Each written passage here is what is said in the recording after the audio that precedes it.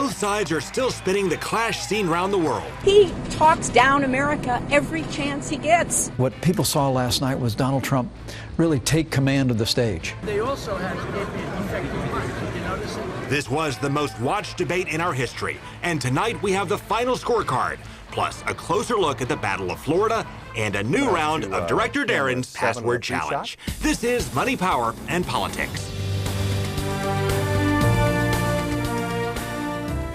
4 years ago, Mitt Romney walloped President Obama in their first debate. We scored it as a runaway for Romney. And with that, some accused me of being biased in favor of the Republicans. Well, now Hillary Clinton has outscored Trump in their first debate, and with that, some have accused me of being biased in favor of the Democrats.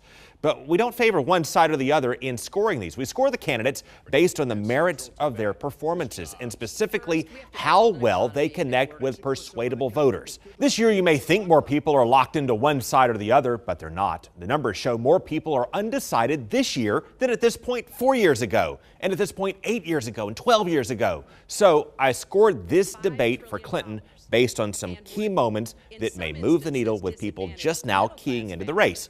I'll start with the best moment for Donald Trump. He nailed Clinton for waffling on trade and got her to say something that is just not true. I was against it once it was finally negotiated and the terms were laid out. I wrote about that in... You called it the gold standard. Well, I hope... You called it the gold standard of trade deals. You said it's the finest deal you've ever seen. I know you live in your own reality, but that is not the fact. Trump was right about that. Clinton did call the Trans-Pacific Partnership the gold standard and later changed her opinion of it. And on that point, Trump scored some points in areas reeling from manufacturing losses, and that could help him in some big swing states like Ohio and Pennsylvania. Up to that point, for the first few minutes of the debate, Trump was winning this thing. But then he said a string of things that just weren't true. In fact, that started before the debate even started when Trump declared Lester Holt as a Democrat, when in fact he's a Republican. He said Lester Holt was a Democrat. Lester Holt is a Republican. How could he say such a thing that's just black and white, factually incorrect? I don't know that he knew what Lester Holt's voter registration was. That was his manager's comeback. Trump spoke out without knowing the facts.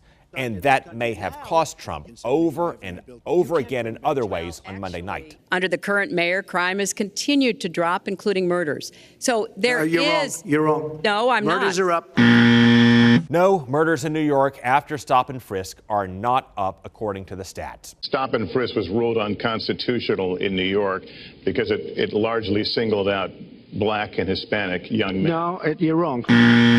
Stop and frisk was, in fact, ruled unconstitutional by a federal judge. Donald thinks that climate change is a hoax perpetrated by the Chinese. I think it's real. I did not. Science is real. I do not say that. Here's Trump's own tweet. The concept of global warming was created by and for the Chinese in order to make U.S. manufacturing non-competitive. Trump also played right into Clinton's speculation that he pays no federal taxes by saying, quote, "That makes me smart." And he could not explain why he pressed the birther issue for years after the president released his American birth certificate. The birth certificate was produced in 2011. You continued to tell the story and question the president's legitimacy in 2012, 13, 14, 15, as recently as January. So the question is, what changed your mind? Well, nobody was pressing it. Nobody was caring much about it. I figured you'd ask the question tonight, of course, but nobody was caring much about it. But I was the one that got him to produce the birth certificate, and I think I did a good job. And Trump didn't help himself again this morning when he addressed claims that he called a Miss Universe Miss Piggy by insulting her weight again. She was the winner, and she gained a massive amount of weight. And it was a real problem. So overall, I score that night for Hillary Clinton on points, but Trump still has two more chances to strike back. And from President Obama to President Reagan, we've seen the loser of round one flip the tables and the race in round two. And Trump may have already found an opening on the issue of trade. Again, that's where he had her on the ropes, at least for a little while. And it's something we'll drill into with Clinton's director of political engagement in the second half of our show. But first, on the lighter side, we'll put our own debate skills and ability to think on our feet to the test because Merissa and Russell are back for another round of Director Daryn's Password Challenge. Coming out to camera 7 on a 3 shot in 3, 2, mic, cue. Oh, boy. Okay. I'm already laughing. I'm already laughing. Well, we have some changes to talk about. Not only do we have to play Director Daryn's password challenge by repeating a phrase in our conversation that he gives us in our ear on the spot, you also apparently now have to say it a certain such a way as he gets like it to you. Changing the rules? Like an accent. Well, he's Director Daryn. He gets to call the shots here. We'll wait for whatever our cues are. Way? Well, he might say a certain phrase a certain way, and you have to repeat the same intonation. Oh, in the same intonation that he gives it to me. Exactly. But in the time being, we have a lot of ground to cover because you've got Hillary Clinton, who has opened field offices all across the state, has a huge advantage over Trump, in dollars too, spending in ads, but that does not appear to be moving the needle as much.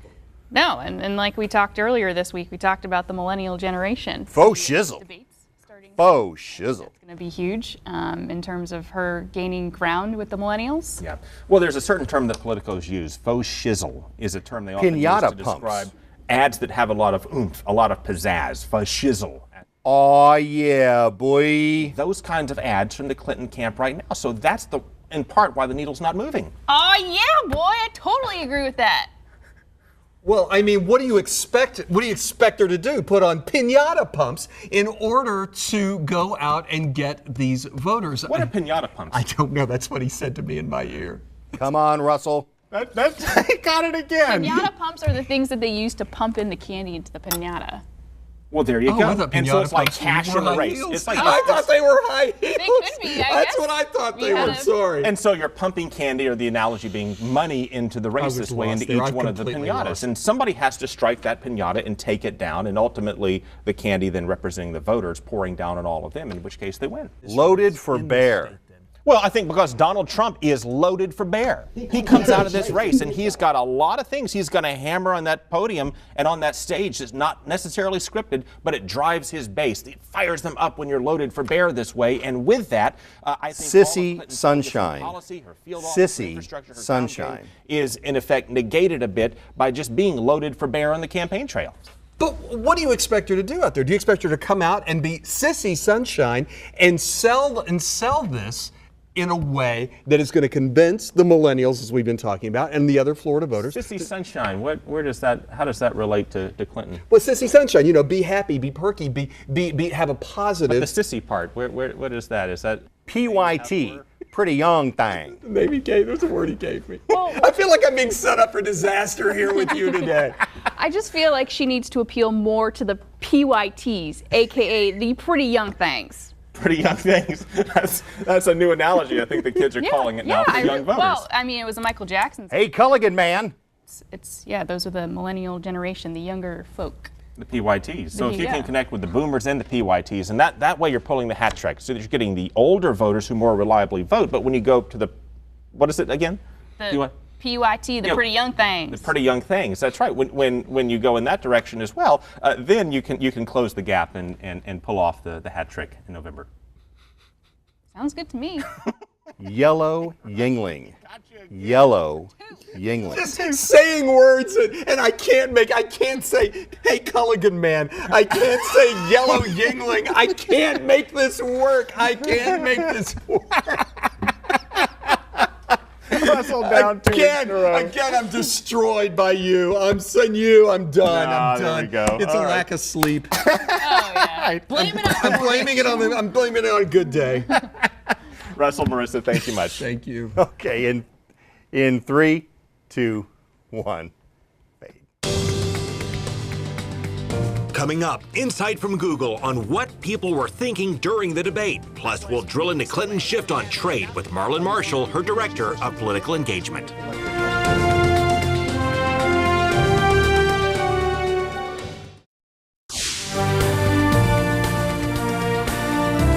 Well, we know what a lot of people were thinking as the debate played out based on what they asked or searched for on Google. And it shows us that a lot of people tuned in are not yet clear on some of the driving themes in the race. Among the top questions about Hillary Clinton, for example, what happened in Benghazi and what emails did she delete and why? Among the top questions about Trump, did he support the Iraq War? Is stop and frisk unconstitutional? How much money did he get from his dad? And how many times did he declare bankruptcy? And we have some evidence that Clinton drew more interest in this than did Donald Trump. Google says search interest, or who had more people searching for them, can in fact be an indicator of who did better, and Clinton did have the edge on that. Hillary Clinton did get about 60% of the search interest nationally, compared to Donald Trump, who received roughly 40%. And this is actually not the norm in 2016. This is only the 5th time that we've seen Hillary Clinton surpass Donald Trump nationally with search interests. Well, Trump did not hit Clinton on questions about her foundation or her ties to Wall Street, as Bernie Sanders did in the past. He did hit Clinton on her shifting position, though, on trade. And that's where Clinton could be vulnerable in round 2. And that brings us to some questions for Clinton's Director of Political Engagement. Well, please welcome Marlon Marshall, Director of States and Political Engagement for the Clinton camp. Thank you so much for joining us, sir. Thank you for having me. Really appreciate it. Let's talk expectations. Where do you expect the polls to be by the end of this week based on what you saw after Monday night's debate? Well, look, polls ebb and flow. I've seen polls that will show us up 3. I've seen polls that will show us down 3. But here's what I know, particularly in a state like Florida, which is a battleground state. We have hundreds of staff in the state, over 60 offices. Where no matter what the poll shows, we're going to continue to build an organization that's going to go out there, register voters, turn people out, and we plan on winning the state of Florida. Do you expect the polls to go up based on what you saw? Well, here's what I do know. Secretary Clinton had a great night last night. She got a chance to talk to the American people about her plans for moving the economy forward, about how we are stronger together. If we work together, we can move this country forward. And what you saw on the other side is someone who clearly showed he does not have the temperament to be the president of the United States. So I do think the American people saw a clear choice last night between who can step in the White House and be ready on day one versus someone who, with a tweet, just a couple words, can get off kilter and show he lacks the temperament to be the president of the United States. The fact checkers called out Hillary Clinton near the start of the debate on matters of trade, specifically TPP. Trump said that she called it the gold standard. She said, no, that's not the case. She went after Trump for playing loose with the facts, when in fact AP fact checkers just moments later say indeed she did call it the gold standard. Address that for me. Well, look, the secretary has said about trade all along that she takes every single trade deal and evaluates the whole deal, and to make sure that it could help American workers. And if it doesn't do that, she will be against the deal. And so when she saw the final version of the TPP, she said she was against it because she didn't feel like it helped American workers. And so she will do that for any trade deals as moving forward. So she's evaluated, she's voted for some, she's voted against others, and that's how she addresses trade deals, and she will continue to do that as President of the United States. So at an earlier point, she did call it the gold standard, but later revised her perspective. When she was Secretary of State and they were working on TPP, she said it has the potential to be the gold standard. When she saw the final product, clearly she said that she did not feel like the deal did enough for American workers, and therefore she said she was against it. And that's how she will evaluate every trade deal, to see what does the product look like, does it help the American people, and if the answer to that is no, she'll be against it. You heard Donald Trump slam NAFTA, and Hillary Clinton said that's a matter of opinion. What is the Clinton campaign's opinion right now, here today, on the effectiveness of NAFTA? Well, look, same thing when it goes to trade. Hillary Clinton said last night that she will evaluate every single trade deal for how it stands. She said there's some things that have worked for NAFTA. She said some things that have not. She will look at each individual trade deal and say, what needs to happen and how does it help the American workers? And if it does, that's when she will support a trade deal. So that's her overall stance on trade. That's where she will continue to stay, and that's what she'll do as President of the United States. Based on everything you saw last night, is there anything that you would advise Hillary Clinton to change? I think she had a great night because she got a chance to talk to the American people about what she plans to do as President of the United States. And she laid out factual information for her plans. And so I think she had a great night. I think we're going to continue to take that case to the American people, both through her traveling across the country, making her case to folks, both through our organization like the one that we have in Florida that continues to register voters, particularly today, which is National Voter Registration Day. So I encourage everyone to go to iwillvote.com to see if they're registered to vote. And so you will see a variety of ways that we continue to talk to the American people, continue to make our case. And if we continue to do that, as she did last night, she's going to be the next president. Mr. Marshall, thank you for your time. Hey, thanks for having me. Coming up, see how Trump and Clinton match up right now in Florida and what and who they need to pull off a win.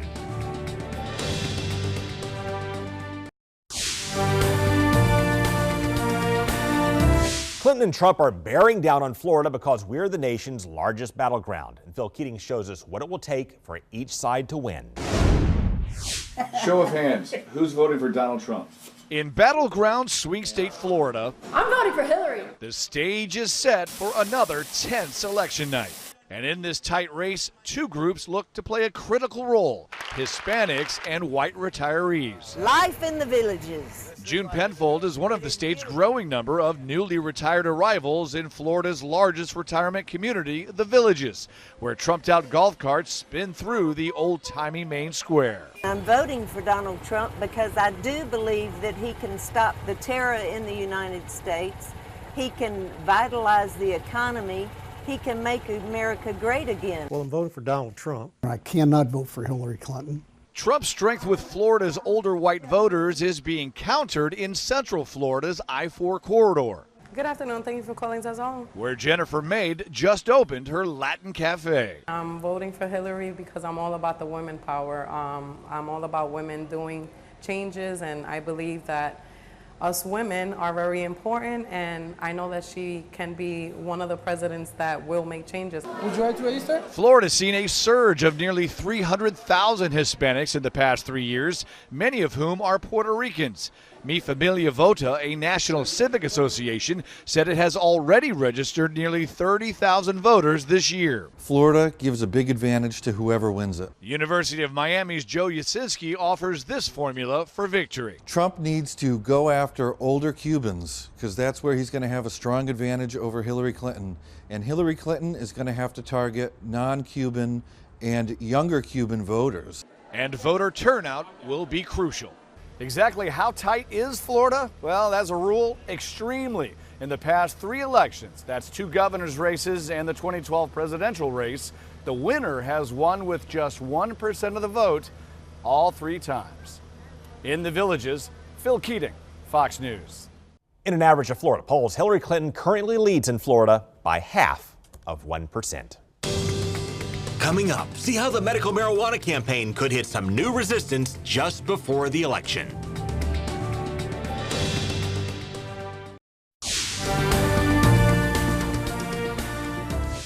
Well, Florida's medical marijuana question did not miss by much on the ballot 2 years ago, and polling shows that it has a good chance of passing this November. However, it has hit a little bit of new resistance, this coming from Florida Conference of Catholic Bishops, who aren't formally opposing it but are expressing some qualms about this, stating that the amendment as worded may be a bit problematic because it may be susceptible to fraud and abuse. Again, at this point, recent polling shows that it will pass. Check out our YouTube channel for more. We will see you tomorrow night.